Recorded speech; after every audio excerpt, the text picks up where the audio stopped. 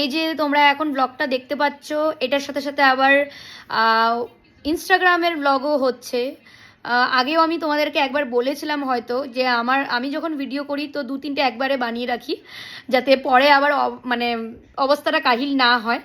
তো এই আমাদের ক্রিয়েটার লাইফ যে একটা ভালো লাগে সব কিছু করতে, কিন্তু সবসময় সব কিছু পসিবল হয়ে ওঠে না, একদিকে সামলাতে গিয়ে আরেকদিকে ছড়িয়ে যায়, এরকম একটা ব্যাপার।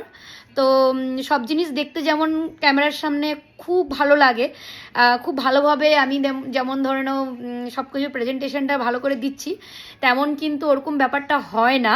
এই জায়গাটা পাওয়ার জন্য আমার অনেক মেহনত করতে হয়েছে। তো যাই হোক, দুঃখের বিষয় আর কি বলবো, কখনো না তো বলবো আমার এইসব কথা। তা এখন চলো বানাবো। কি গো, ফ্রিজ খুলে কি দেখছো? আর ডিমটা বের করো। ডিমটা অনেকগুলো ডিম হয়ে যাবে বলো। চলো পেঁয়াজটা তাড়াতাড়ি করে কাটো।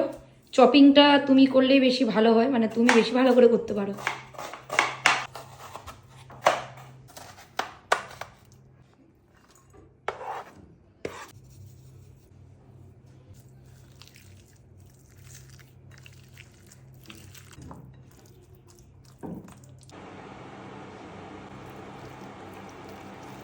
তো এখানে আমার ডিমের যে মিশ্রণটা মাখা হয়ে গেছে, এখন বাস কড়াতে দিলেই পকোড়া হয়ে যাবে।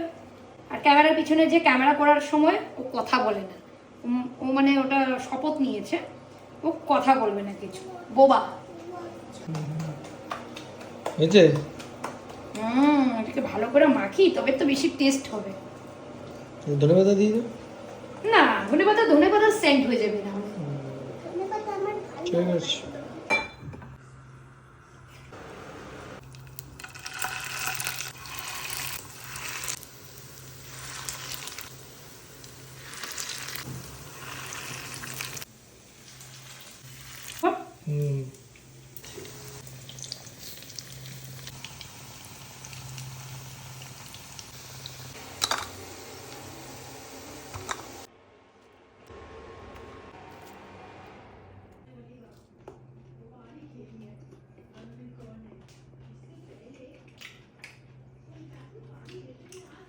কেমন লাগছে? অনেক গরম, ঝাল হয়েছে।